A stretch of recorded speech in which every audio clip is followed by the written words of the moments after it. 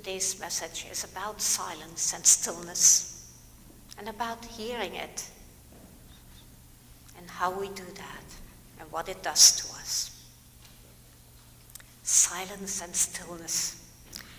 You know, I often notice it, surprisingly, when I leave my apartment building very nearby here in the morning, or when I arrive there in the evenings. I hear and I'm aware of that zooming, some might call it droning sound of I-75. I live in an apartment complex that is basically adjacent to it. And the sound is muffled by the high and dense noise wall that is surrounding the highway there. But still, it's always present. I find it rather soothing. It makes me reflect on where I am in relation to the life that surrounds us, and it makes me think about where I am physically, and especially where I am spiritually. Where am I going? How can I live my UU values today?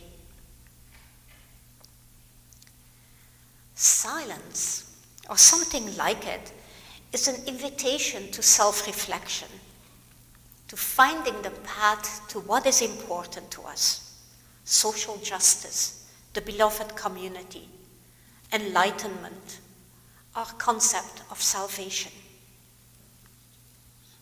Until we find ourself, our purpose, our spiritual path, this kind of reflection can feel very uncomfortable. Can we ease into such discomfort, I wonder?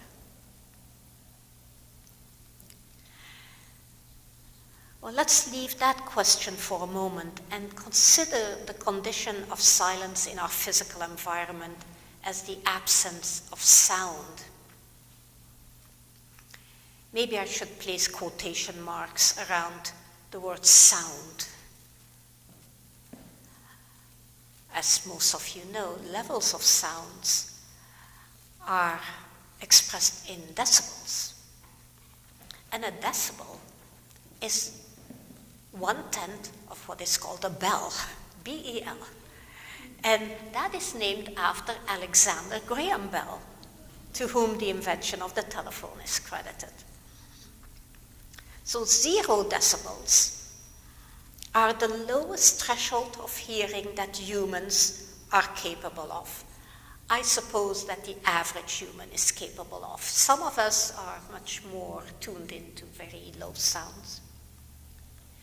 And then each 10 decibels beyond 0 means a doubling of the volume of sounds, of the sound that is perceived. So since each 10 is a doubling, it's a logarithmic scale, if that's of interest to you.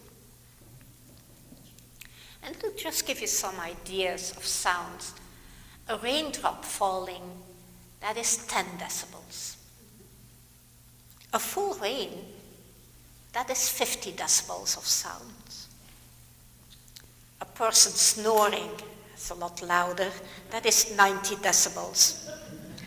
So that would be considered loud, considering that anything less than 70 is considered as safe as far as sound is concerned. But let's look at some extremes. There is one place on earth. It's in a laboratory in Minneapolis where the sound is a negative 9.4 decibels. So it's 10 times less sound than 0. That is so overwhelming to humans who experience it that it actually causes discomfort, even panic to some people. So total silence is not necessarily something that people crave, that people look for. It can be very uncomfortable.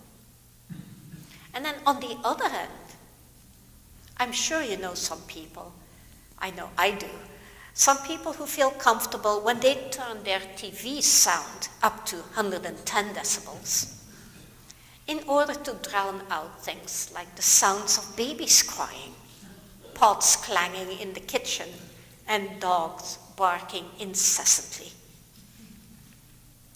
Many of us think that we need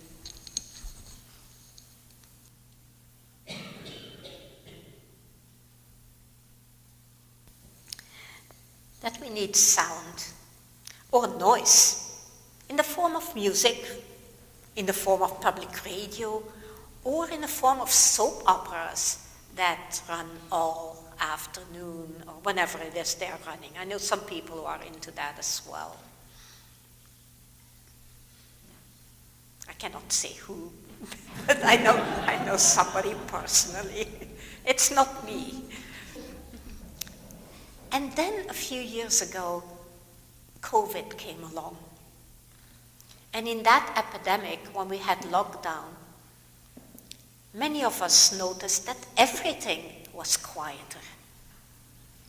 There was not just less sound, there was less activity, there was more time, at least until Zoom technology invaded our daily life. And then we didn't have the time either. But when the pandemic was abating and lockdowns ended, then we noticed that the noise and the commotion and the hustle and bustle had returned. Sometimes people follow the invitation of a stillness or a silence in which they can find their spiritual path or purpose. They may do it by going on a retreat, like a meditation retreat, or some do it by going up into the mountains. And you may have noticed there is now a whole genre of cartoons that depict such paths up the mountain to find a spiritual destination. In one cartoon, a monk, all robed and with a staff, is laboriously going up the mountain. And when they get to the top, exhausted, they literally see themselves sitting there. In another cartoon, the person climbing the steep mountain has a head in the shape of a Rubik's Cube, but it's all mixed up. And when they reach the top of the mountain, they see themselves with the Rubik's Cube, all nicely arranged.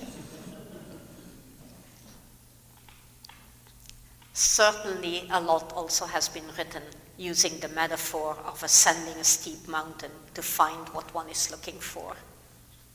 Some of it is in religious scripture, some is in literature, in poetry, and song.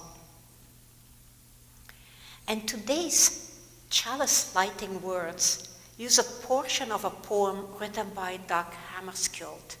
You may know who he was, not the most likely person to think of to look for inspiration for chalice lighting words.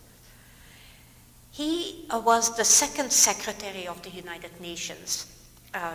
He hailed from Sweden, hence the rather unusual name. And before that, there was the first secretary hailed from Norway, but the most memorable from that time is Dag Hammarskjöld.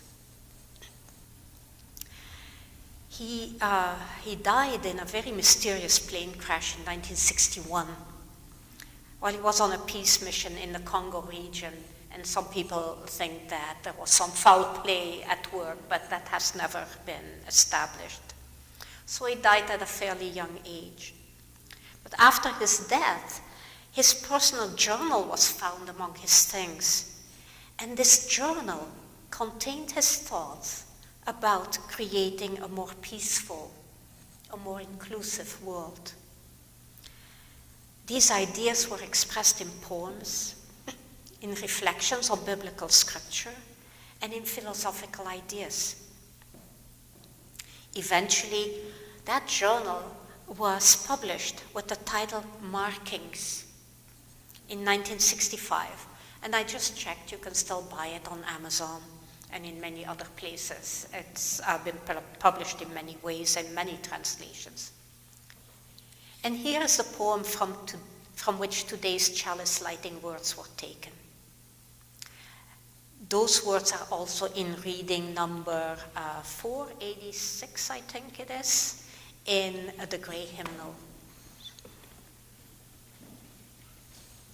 They're titled An Unknown Land.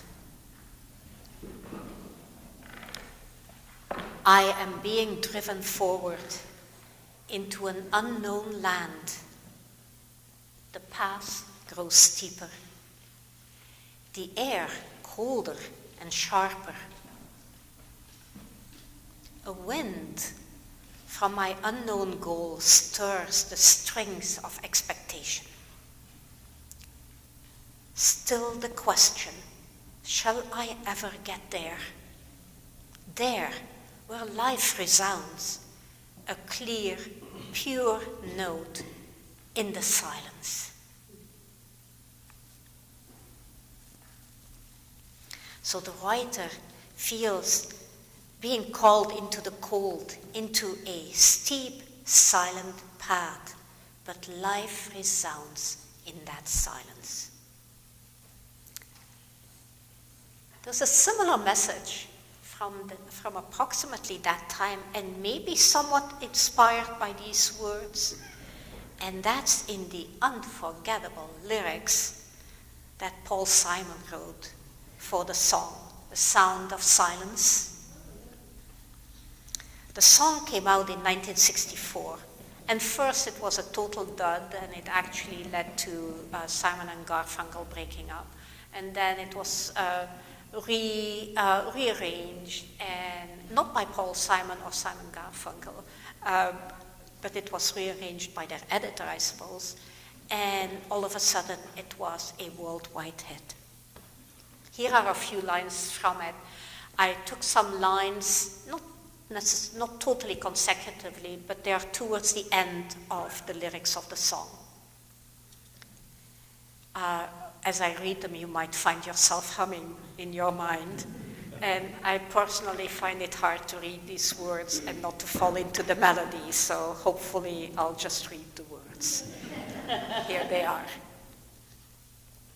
When my eyes were stabbed by the flash of a neon light, and in the naked light I saw 10,000, maybe more, people talking without speaking, people hearing without listening, people writing songs that voices never shared. And the people bowed and prayed to the neon god they made. And the sign flashed out its warning in the words that it was forming. It said, "The words of the prophets are written on the subway walls, in tenement halls, and whispered in the sound of silence." I'm not going to repeat all the interpretations of these lyrics that have been written from the 60s until now. Some of them certainly have biblical connotations that you can hear, like the fatted calf, for example. But in this case, the fatted calf talks to us. I'll focus on just a few things that have to do with hearing silence as an invitation to find something else. By hearing silence, those whispers and the sounds of silence, we can get beyond the clamor and the commotion and the miscommunication. We can get beyond feelings of being uncomfortable. An uncomfortableness that makes many of us do things like talking incessantly, filling that uncomfortable space with words, but not really communicating. Perhaps that stabbing neon light is actually emanating from our televisions that we may have turned up to 110 decibels to drown out the things that disturb us. And yet, if we open our minds to the invitation whispered in the sounds of silence, we can feel called to address social injustice, to find meaning in our lives, and to help those who are unfortunate and who live in tenements, either physical tenements or tenements in their minds. We do not have to engage in escapism, and we do not have to literally go and climb mountains to find that perfectly solved Rubik's Cube at the top. We're invited to hear the silence and to find our own spiritual path, our own social path, one where we actually see those 10,000 people and maybe more, and where we are able to better communicate and actually hear one another. Let us take a few moments and breathe in silence.